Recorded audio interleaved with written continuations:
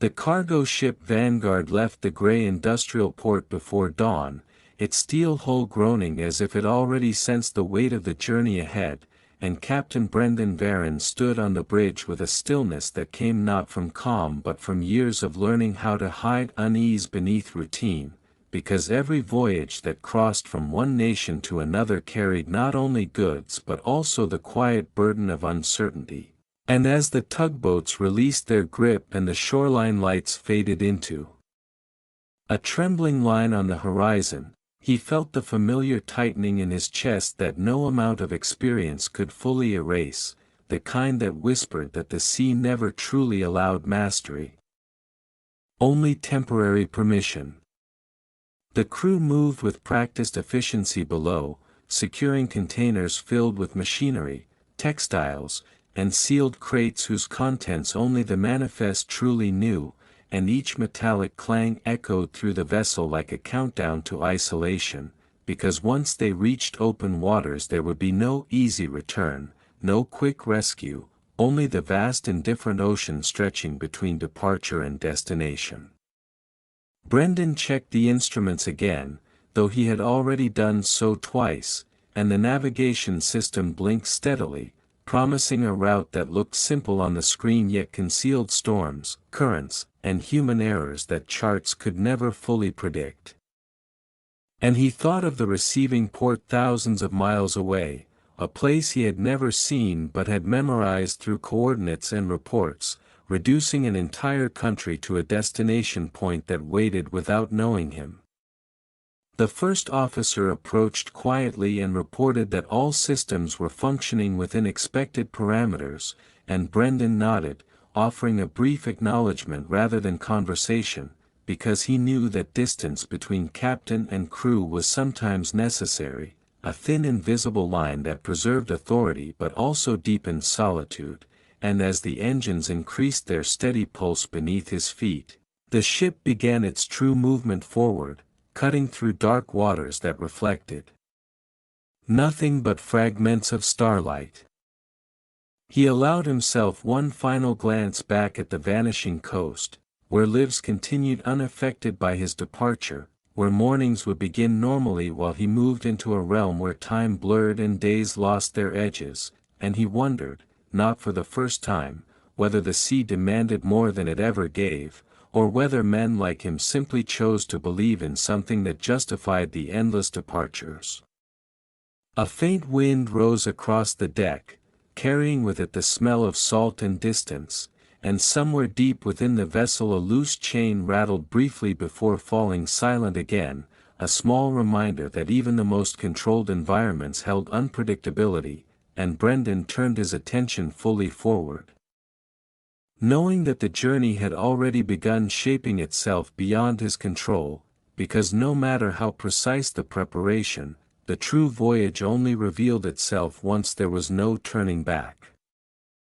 The second day unfolded with deceptive calm as the Vanguard pushed deeper into open waters, and the ocean stretched in every direction like a vast sheet of muted steel, reflecting a sky that seemed undecided between clarity and storm, and Captain Brendan Varon knew better than to trust such stillness because he had learned that the sea often disguised its intentions behind quiet horizons, luring ships into a false sense of rhythm before shifting without warning.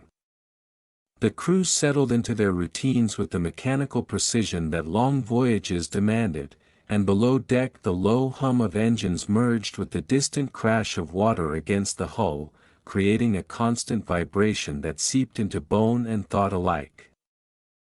While above, the bridge remained a place of measured silence where every decision carried weight far beyond its moment. Brendan reviewed the weather reports again, noting subtle changes that others might have ignored, slight pressure drops and distant storm formations that lingered at the edge of their route, and though none of it required immediate action, he adjusted their course by a fraction, a small correction that reflected experience rather than necessity, because he believed that survival at sea often depended on respecting possibilities before they became threats. The first officer questioned the adjustment with careful professionalism, and Brendan explained without irritation.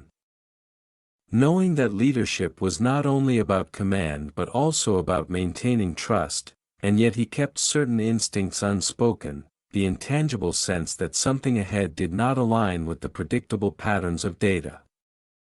As evening approached, the wind sharpened and the sea began to show its restless nature, waves rising just enough to unsettle the ship's steady motion, and the containers on deck creaked softly against their restraints, each sound a reminder of the immense weight they carried not only in cargo but in responsibility, because any failure here would not be contained to metal and water alone.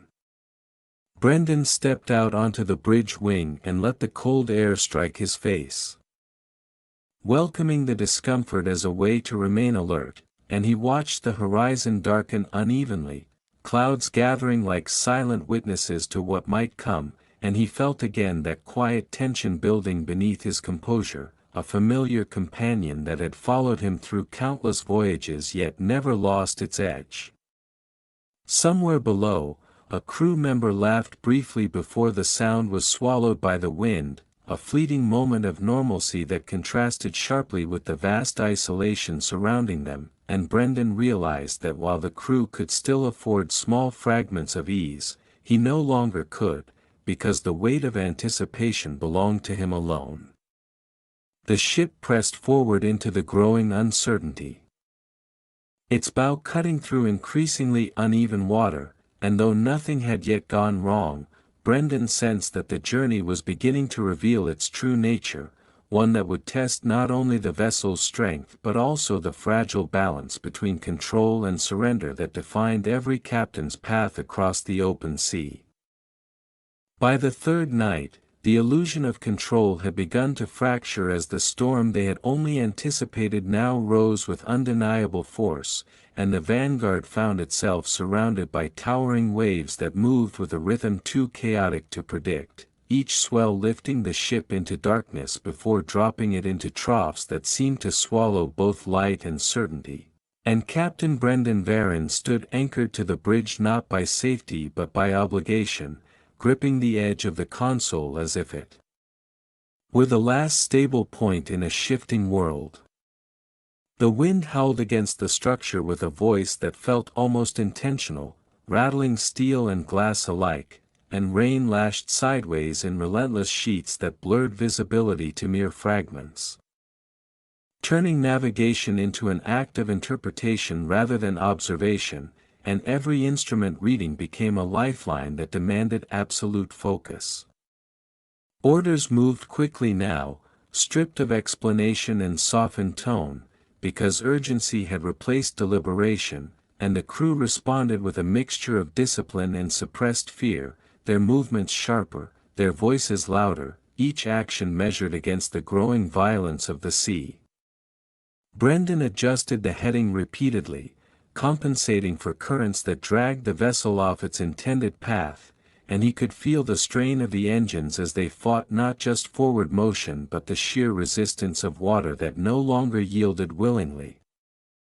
And in those moments he understood with clarity that no ship truly conquered the ocean, it merely negotiated temporary passage through forces far greater than itself.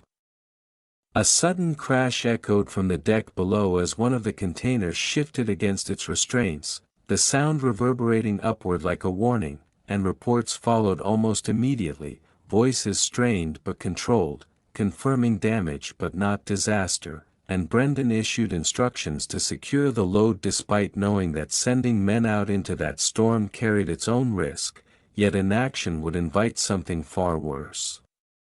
Lightning split the sky in brief, violent flashes, illuminating the chaos in stark clarity before plunging everything back into darkness.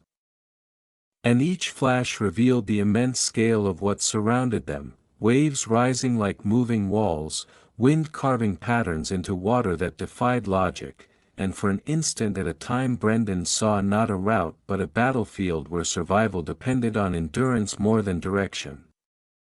Hours stretched without clear boundary, time dissolving into a continuous sequence of decisions and reactions, and fatigue crept in at the edges of thought, threatening precision with hesitation, yet Brendan forced himself to remain present, knowing that even a moment's lapse could cascade into irreversible consequences. Somewhere in the storm a piece of equipment tore loose and vanished into the sea, its absence unnoticed except for the brief report that marked its loss. A reminder that the ocean took without ceremony and without pause. As the ship climbed another massive wave and shuddered on its descent, Brendan felt a rare flicker of doubt break through his discipline, not about his skill but about the fragile line that separated survival from catastrophe, and he realized that the journey had moved beyond challenge into something far more unforgiving, a test not only of seamanship but of resolve, where the sea demanded proof that they deserved to continue forward at all. Morning did not arrive so much as it slowly revealed itself through the thinning veil of the storm, and the vanguard emerged into a battered calm that felt less like relief and more like exhaustion made visible, with the sea still unsettled beneath a sky streaked in dull gray, and Captain Brendan Varon remained on the bridge long after the worst had passed, his body rigid with fatigue that he refused to acknowledge because the aftermath of a storm often carried dangers of its own. The reports began to come in with greater clarity now, each one adding to a growing picture of strain and damage, and while nothing had broken beyond repair, the ship bore the marks of its encounter, from twisted fittings to compromised restraints that would require immediate attention. And Brendan listened carefully, weighing each detail against the larger necessity of continuing the journey. The crew moved more slowly now, not from reluctance but from the toll the night had taken, and their faces carried the quiet recognition that they had crossed a threshold together, one that stripped away any lingering illusions about the predictability of the voyage, yet there was also a subtle strengthening in their coordination, as if shared adversity had refined their sense of purpose. Brendan finally allowed himself to sit, though only briefly, and he studied the updated route with a focus sharpened by experience, noting how far they had drifted and how much correction would be required to return to schedule. And he understood that time lost at sea could not simply be reclaimed without cost, because every adjustment increased exposure to new risks, new variables that could not be fully calculated. The first officer suggested a more aggressive course correction to make up for the delay, and Brendan considered it in silence before rejecting it with quiet certainty, because he had learned that urgency could be as dangerous as complacency, and pushing too hard after a storm often led ships directly into the next unseen threat. Instead, he chose a measured approach, one that balanced progress with caution, even if it meant arriving later than planned, because survival, not punctuality, defined success in these waters. As the crew began repairs on deck, the sounds of metal being secured and systems being recalibrated echoed through the vessel, replacing the chaos of the storm with a more controlled rhythm, yet every clang carried a reminder of how close they had come to something worse, and Brendan knew that such reminders were necessary, because forgetting too quickly was a risk in itself. He stepped outside once more, observing the long rolling waves that still followed the ship like lingering echoes of the night's violence, and he noticed how the horizon, though clearer now, seemed subtly altered, as if the storm had shifted not just their position but the very tone of the journey. In that quiet moment, he felt a deep, unspoken understanding settle within him, that the voyage ahead would not simply be a continuation of what had been planned, but something reshaped by what they had endured, and that each decision from this point forward would carry the weight of experience earned under pressure, a weight that could guide or burden him depending on how he chose to carry it. The days that followed the storm settled into a fragile rhythm, one that appeared steady on the surface yet carried an undercurrent of unease that Captain Brendan Varon could neither ignore nor fully define, and the vanguard moved forward across calmer waters that seemed almost too compliant, as if the ocean had withdrawn its violence not out of mercy but in preparation for something less visible and more insidious. Repairs continued across the vessel, and the crew worked with quiet determination, their earlier fatigue replaced by a focused urgency to restore every compromised element to reliability, because each bolt tightened and each system recalibrated represented a small reclaiming of control in a domain that had so recently proven its dominance. Brendan monitored their progress with careful attention, offering direction when necessary but otherwise allowing the crew to operate within the trust they had earned, and yet his mind remained fixed on something beyond immediate concerns, a subtle inconsistency in the navigation data that had begun to surface during routine checks.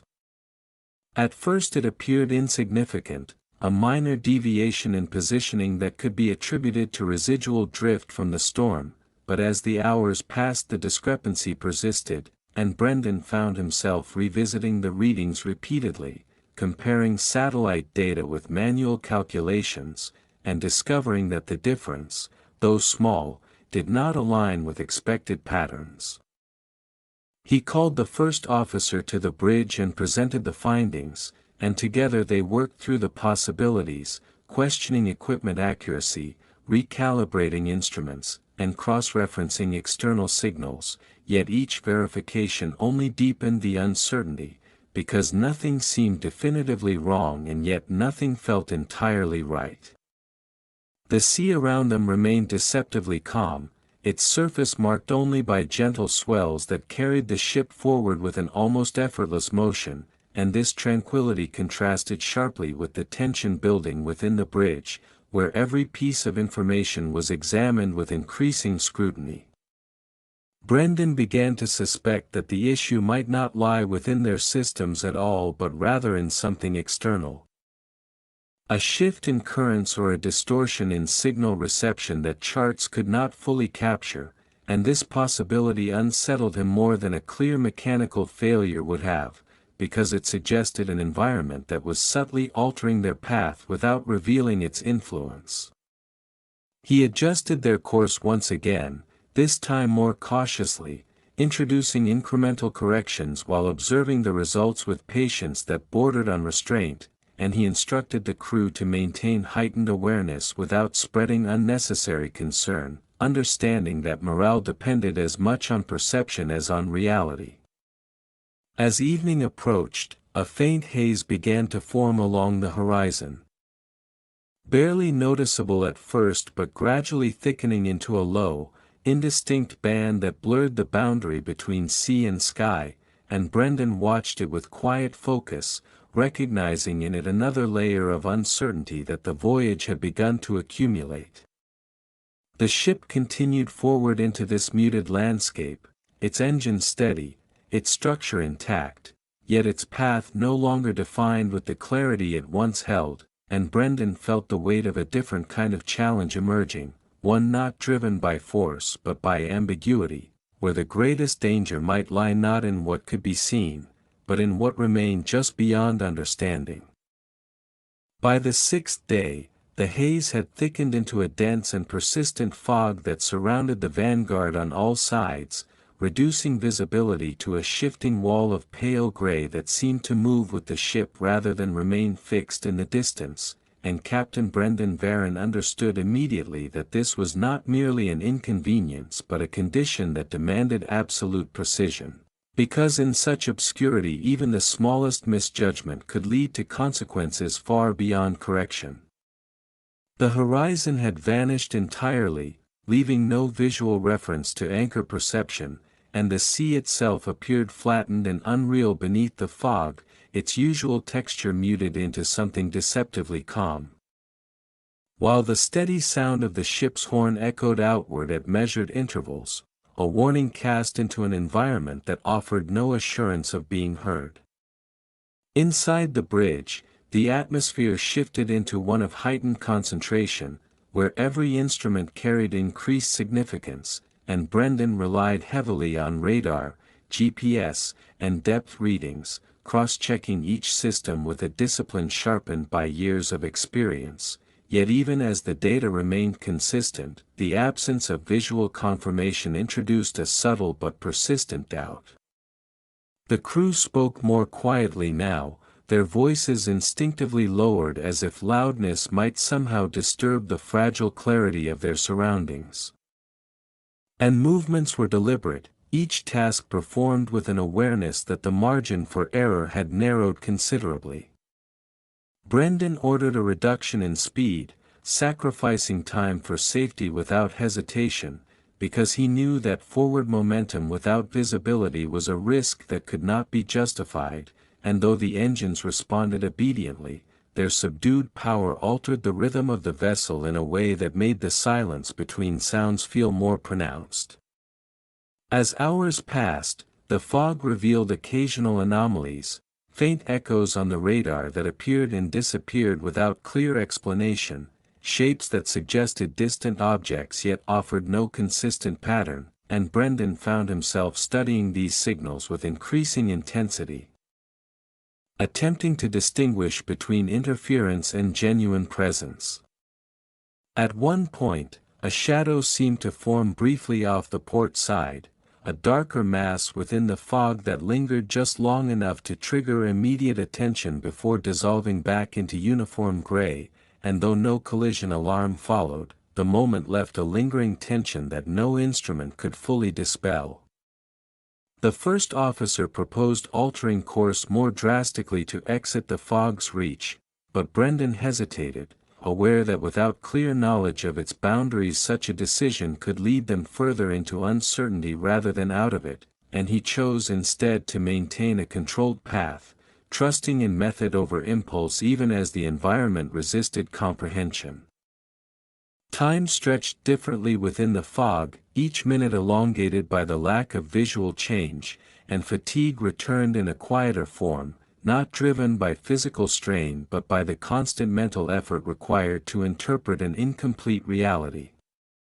As night approached, the darkness layered itself over the already obscured world, deepening the isolation and transforming the vanguard into a solitary presence suspended within an indistinct void, and Brendan remained at his post, aware that this phase of the journey demanded not strength against visible forces, but endurance against uncertainty itself, where the greatest challenge lay in maintaining clarity of thought when the world beyond the ship refused to reveal its true form.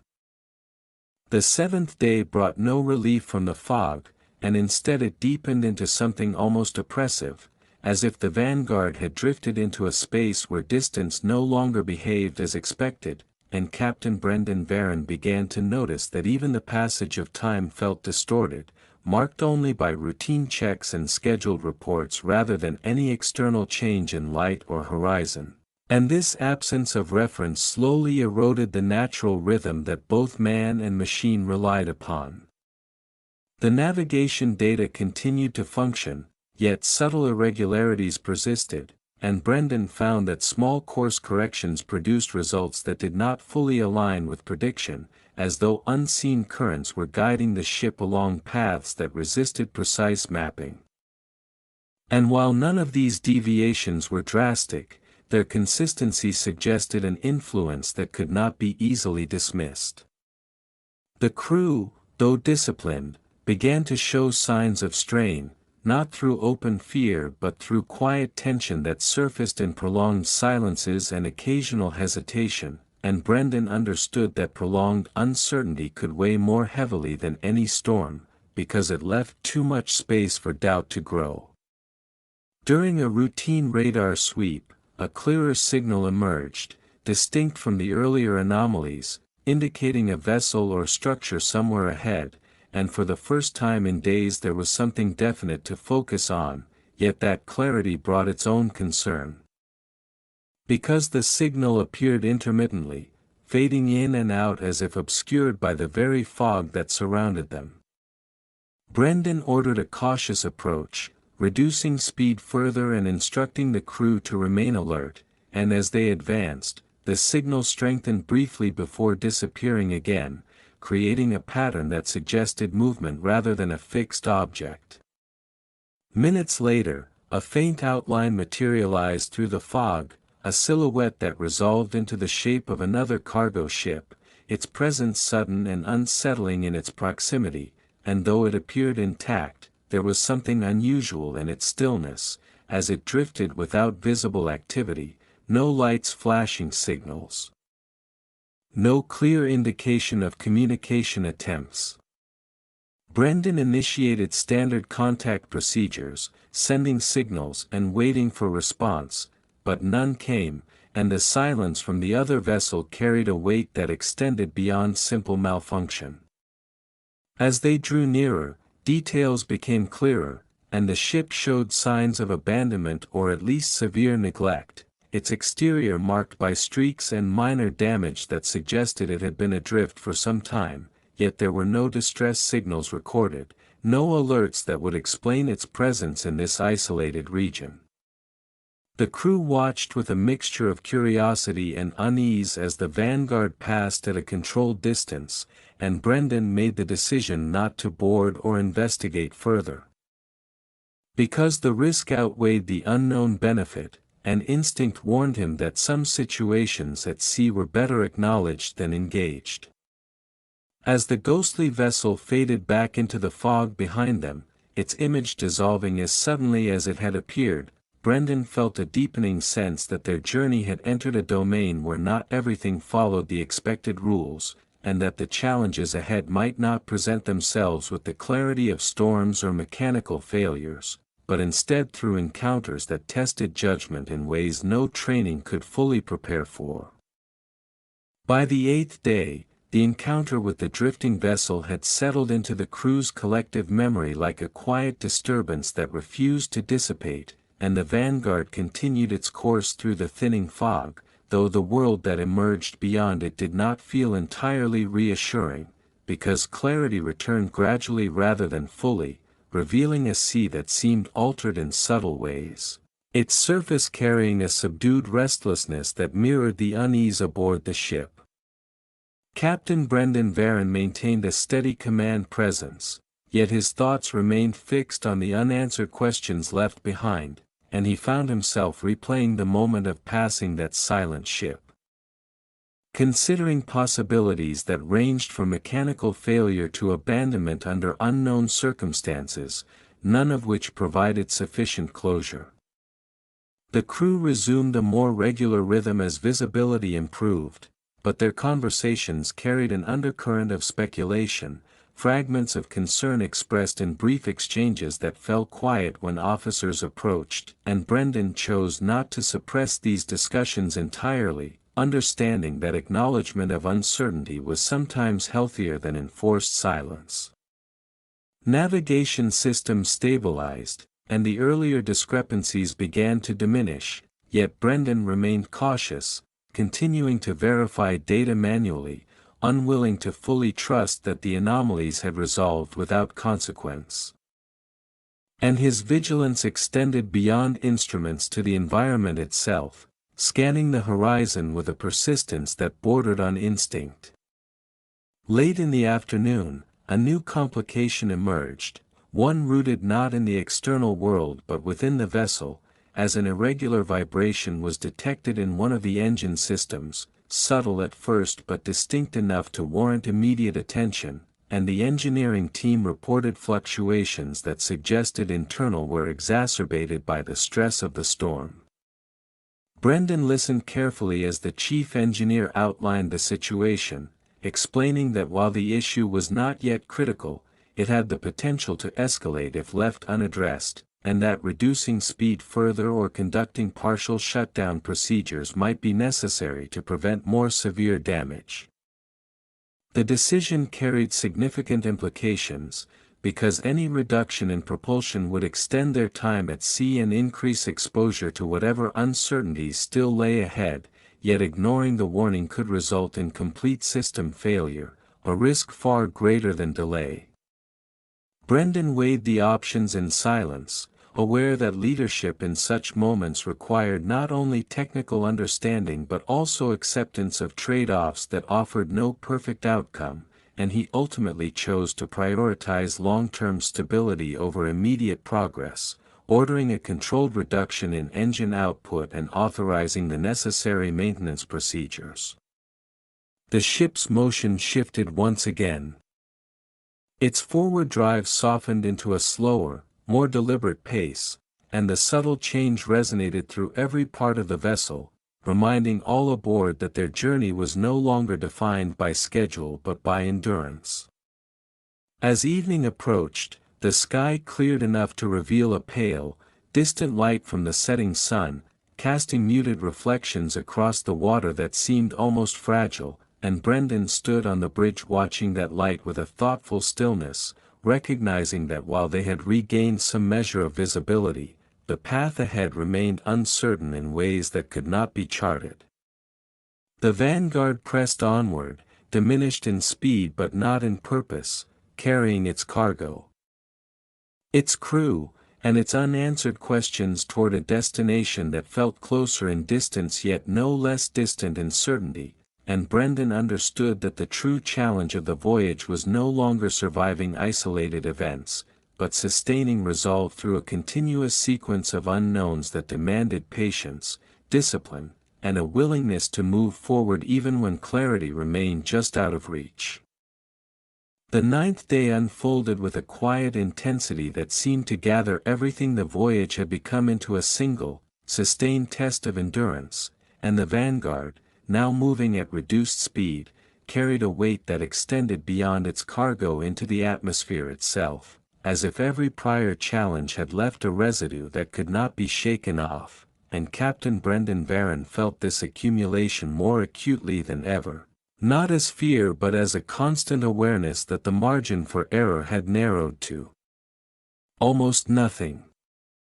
The engine issue remained stable but unresolved, and periodic updates from the engineering team confirmed that while the temporary measures were holding, they were not a permanent solution. And Brendan understood that reaching their destination before the situation worsened was no longer just a matter of schedule but of necessity. The sea appeared deceptively cooperative, its surface marked by long, slow swells that allowed the ship to move without resistance, yet this calm carried its own tension, because it offered no distraction from the internal pressures building within the vessel. Navigation confirmed that they were approaching a heavily trafficked corridor near their destination, a region where multiple shipping routes converged, and under normal circumstances this would have signaled a transition from isolation to structured navigation, but given their current condition, it introduced a new layer of complexity.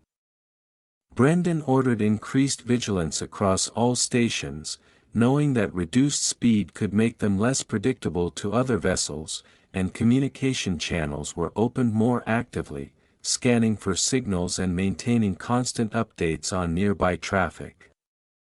As the hours passed, distant shapes began to appear along the horizon, faint outlines of other ships moving along their own routes, and for the first time in days the vanguard was no longer alone, yet the presence of others did not bring comfort, because each additional vessel represented a variable that required precise coordination.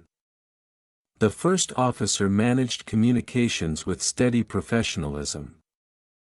relaying their status and receiving acknowledgments that varied in clarity and responsiveness, and Brendan monitored every exchange, aware that misunderstandings at this stage could escalate quickly.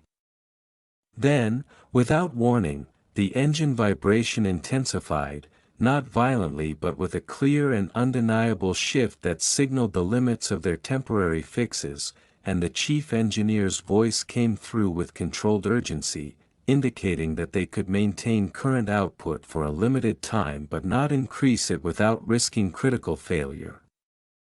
Brendan absorbed the information in silence, recognizing that their options had narrowed further, and he made the decision to maintain reduced speed despite the growing density of surrounding traffic, choosing predictability over haste even as it placed them at a disadvantage.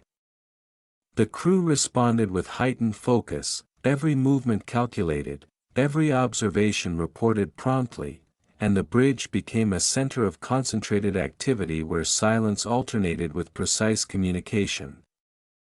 As dusk approached, the sky darkened into deep shades of blue and gray, and the lights of distant ships flickered into visibility, scattered across the horizon like uncertain constellations, each one moving with its own intent, its own destination, intersecting briefly with the path of the vanguard.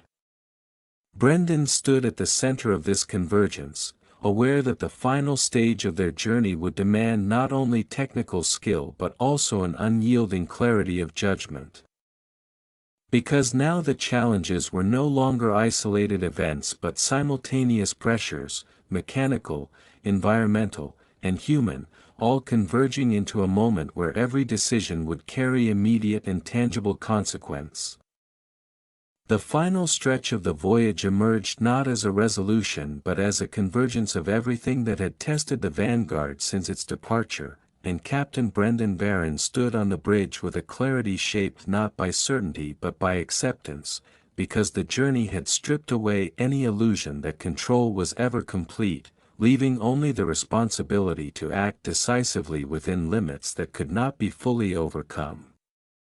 The surrounding shipping corridor grew denser as night settled in, and the vessel moved among others whose lights traced deliberate paths through the darkness, each ship a silent participant in a shared yet solitary passage, and Brendan maintained constant communication.